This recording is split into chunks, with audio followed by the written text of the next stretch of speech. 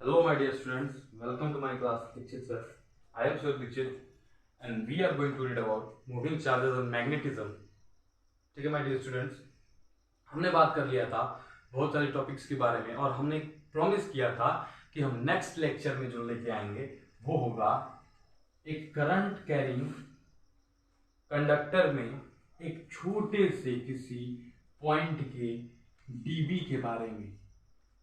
ठीक है my dear students, जिसे हम किसमें चेंज करेंगे, डीबी को हम बी में, यानी कि एक स्मॉलर मैग्नेटिक फील्ड को मैग्नेटिक फील्ड में चेंज करके दिखाएंगे। ठीक है माय डियर स्टूडेंट्स, तो चलिए स्टार्ट करते हैं अपना लेक्चर। और इसमें आपको बहुत ध्यान से देखना होगा क्योंकि that is the very tough. ठीक है माय डियर स्टूडेंट्स, चलिए शुरू करते हैं। सपोज करिए ये आपका करंट कैरिंग कंडक्टर है, इसमें हमने कोई छोटा सा डिस्टेंस क्या ले लिया, डीएल ले लिया। ठीक है, सपोज कर लीजिए क्या हो गया, डीएल हो गया। ठीक, ये अपर पॉइंट सी मान लेते हैं, डाउन पॉइंट डी मान लेते हैं। ठीक है, इसके बीच से ये जो लाइन है इसका and point P, starting point from Q मानते हैं। ठीक है, वो इज अ वेरी सिमिलर। ठीक है, सी डी पी क्यू। समझिएगा हम ऐसा क्यों कर रहे हैं, क्योंकि अगर हम क्या करें, इसके पॉइंट से पी पे ड्रॉन करें, ठीक है, और यहां से ड्रॉन करें। ठीक है, सपोज के लिए यहां पे मीट कर रहा है, ठीक है ना, और इसको इमेजिन करें।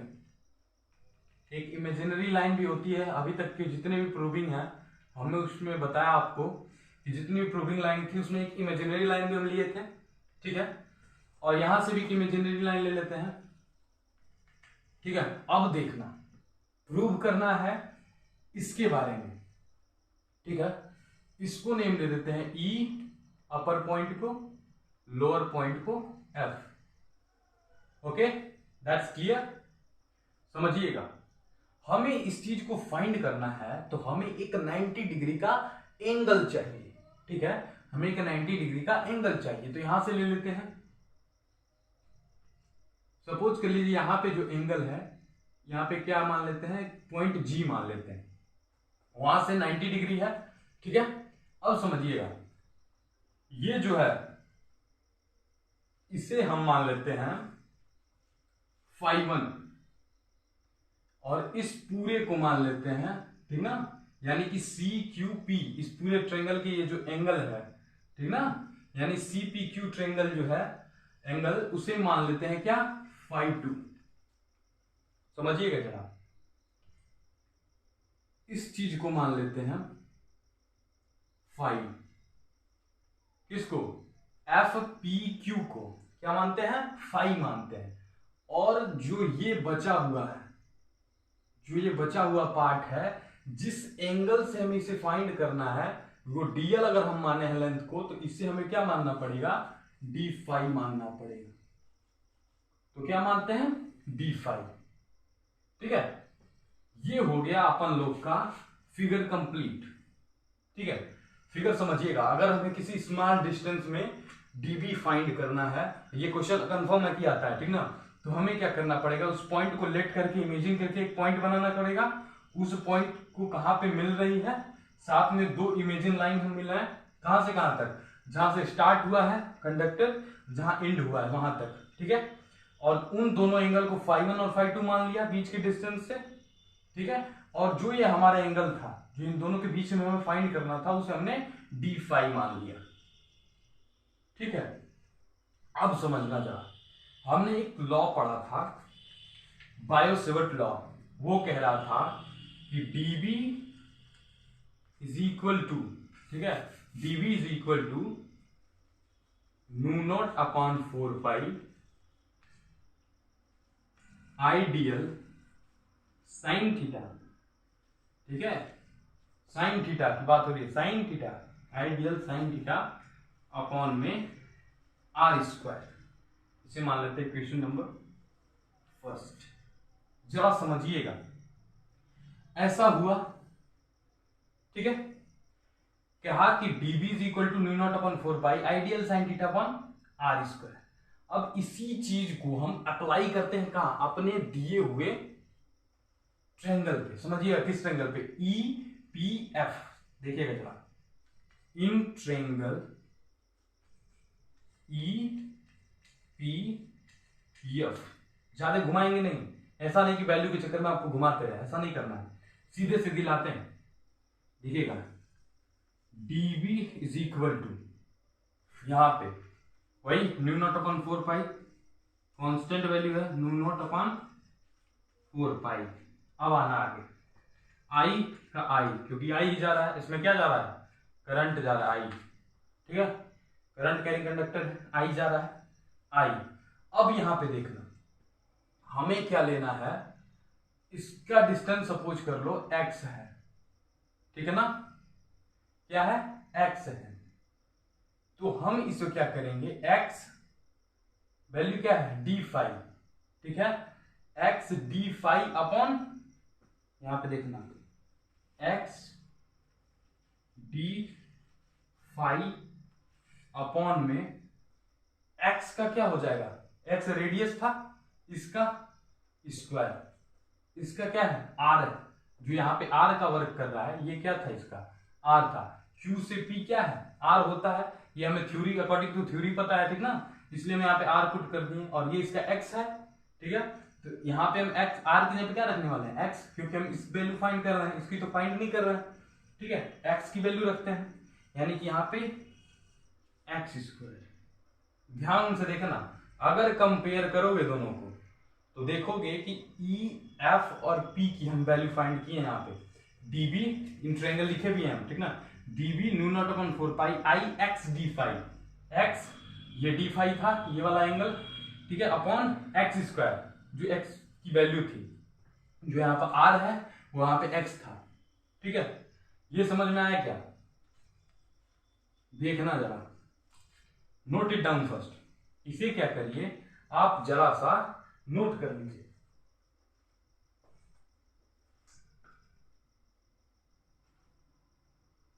नोट कर लीजिए, जल्दी से करिए।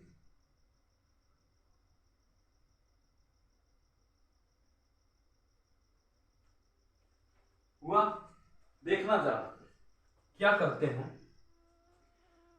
फिगर मिटा दें, बिल्कुल नहीं, फिगर मिटाना ही नहीं है, ये समझना। पहला इक्वेशन मिटा दी क्योंकि वो तो हमें लर्न है, क्योंकि बाय सेवर्ट ला है।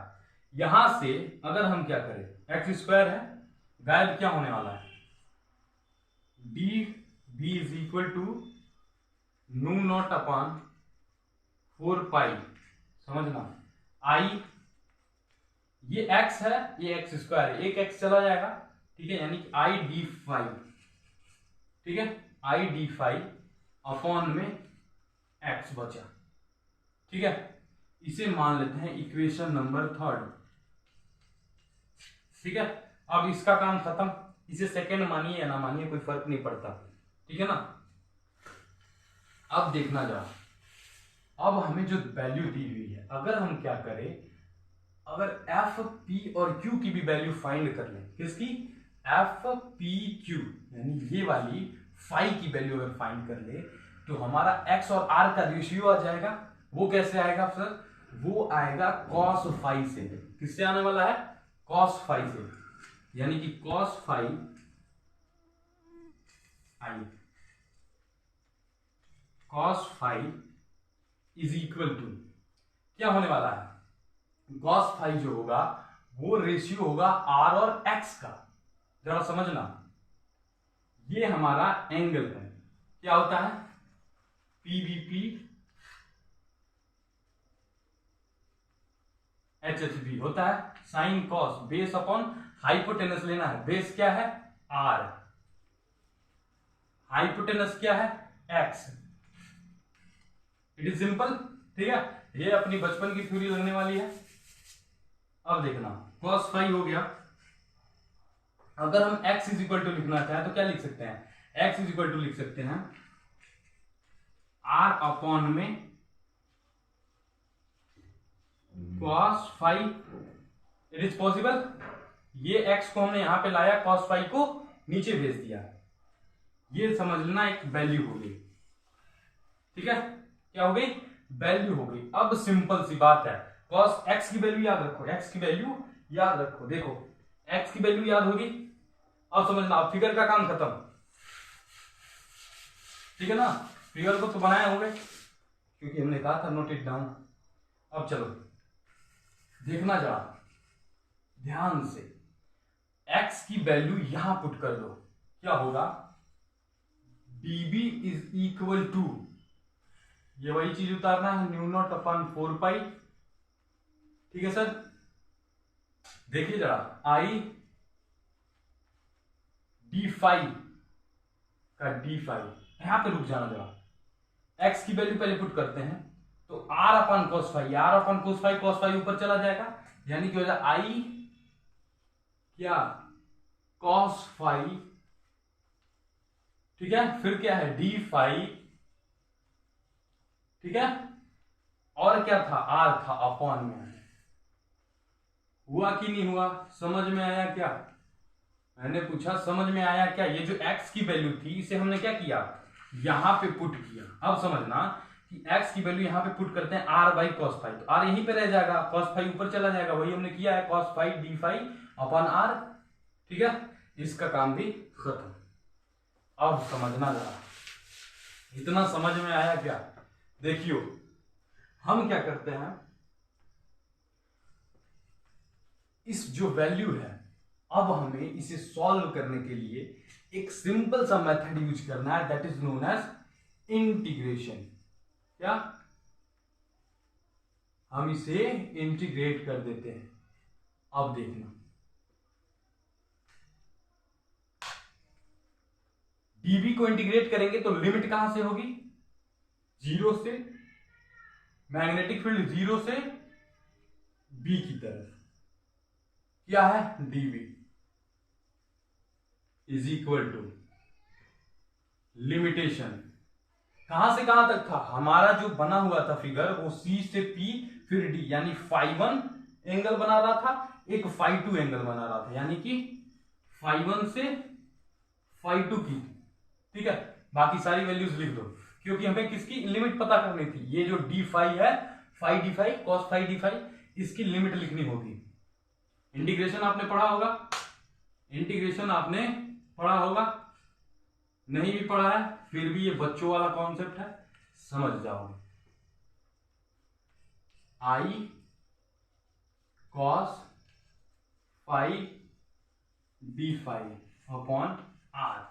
लेकिन एक बात समझ लीजिए, अगर आप इंटीग्रेशन नहीं पढ़े तो पढ़ लीजिए, क्योंकि आगे बहुत काम आने वाला है, यहां पे तो समझ सकते हैं। अब देखना, ये 0 टू b dB है, ये क्या होता है? ये जो लिमिट की वैल्यू है, ठीक है, ये इंटीग्रेशन करने के बाद आता है b, यानी जो हम उस मैग्नेटिक फील्ड को निकाल रहे थे, जो हमारा कंडक्टर था उसमें से वैल्यू फाइंड कर रहे थे, उसका पूरे सरफेस के ये जो b निकल के आया है वो क्या होगा? b इज इक्वल टू, समझिएगा जरा, ये कांस्टेंट वैल्यू है न्यू नॉट अपॉन 4 पाई।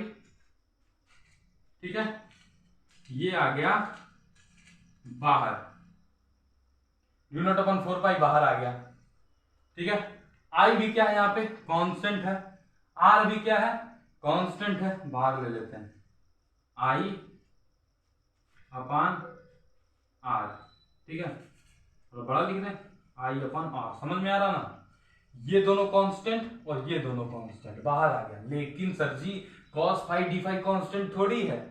ठीक है, उसी की तो बात चल रही थी, फाइव 1 टू फाइव 2, किसका इंटीग्रेशन करना था? cos फाइव डी फाइव का, cos फाइव डी फाइव दिख रहा ना, cos फाइव डी फाइव, इसका जब इंटीग्रेशन करेंगे तो क्या आने वाला है?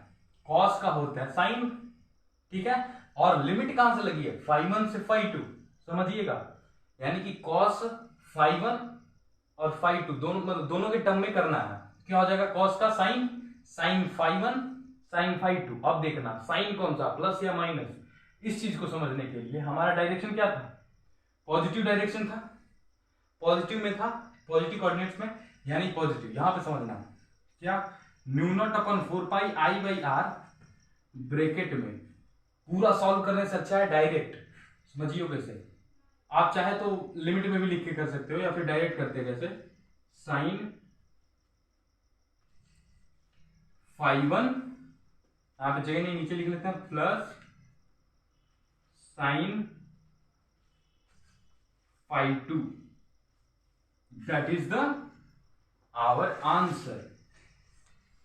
हमारा जो मैग्नेटिक फील्ड निकल के आया वो क्या हो गया, B is equal to mu naught upon 4πI/r, ये सारा कांस्टेंट टर्म है, ब्रैकेट में साइन फाई प्लस साइन φ2, ये जो निकल के आया ये क्या हो गया, हमारे उस करंट कैरिंग कंडक्टर के जिस एरिया यानी कि डीएल का हम जो मैग्नेटिक फील्ड फाइंड कर रहे थे वो ये होगा। ठीक है, जो किस पे डिपेंड करने वाला है, टोटली डिपेंड करने वाला है φ1 और φ2 पे। इस चीज को समझिएगा, क्वेश्चन आते हैं थोड़े, यानी कि कंडीशन होने वाले हैं। एक कंडीशन होगा अगर दोनों वैल्यूज क्या हो, या तो 0 हो या 90 हो। ठीक है, तब क्या होगा, दूसरा केस होने वाला है कि अगर क्या हो, एक वैल्यू 90 हो एक वैल्यू 0 हो। ठीक है, इन दोनों केस को आप कर सकते हो कैसे, साइन फाई 0 की वैल्यू 0, 90 की वैल्यू 1, ऐसे करके पुट करते जाओ, आपका आंसर आता जाएगा। ठीक है, अगर हम ऐसा करके दिखाएंगे आपको then take a long video. ठीक है, but that is not required, you are in class 12, अब about know how to do this. ठीक है, आप सिंपल सी साइन φ1 और φ2 की वैल्यू पुट करेंगे। कैसी पुट करनी है, पहले 90 रखनी है फिर 0 रखनी है, एकदम मैक्सिमम रखिए या फिर मिनिमम रखिए, दोनों कंडीशंस में आप देख लेंगे कि इसकी आंसर्स क्या आ रहे हैं। ठीक है, वो अप्रोक्सीमेट होंगे। कैसे होंगे, न्यू नॉट अपन 4π, ठीक है, I/r या फिर 0। ठीक है, ये अप्रोक्सीमेट वैल्यू आएंगे उसके। अब देखना ये चीज निकल के आ गई, यही आपके एग्जाम में पूछता है ऑलमोस्ट 5 मार्क्स, ना उससे कम ना उससे ज्यादा, 5 मार्क्स में क्वेश्चन पूछने वाला है। ठीक है, सपोज करना कंडीशन दे देता है आपको, ये हो गया आपका आंसर। ठीक है ना, हमने जैसे आपको ये दिया एक स्ट्रेट लाइन, ठीक है, लीनियर कंडक्टर दिया, कोई आपको कुछ ऐसा दे दे। ठीक है, कुछ नहीं करना, सिंपल सी वही बात होने वाली है। ठीक है ना, लास्ट में बस स्फीयर का लगा देना है। ठीक है, सेम टू सेम कंडीशन होने वाला है, ऐसे या फिर कोई ऐसे दे दिया। ठीक है, और यहां से निकल रहा है फ्लक्स मान लेना और ऐसे करके फाइंड कर रहे हो। ठीक है माय डियर स्टूडेंट्स, तब क्या होने वाला है, ऐसे होगा। ठीक है, या तो वो लीनियर देगा या फिर सर्कल बनाएगा, एक स्पाइरल फॉर्म में देगा। ठीक है, अगर ये वीडियो आपको अच्छा लगा हो then please like share and subscribe my channel Dixit sir.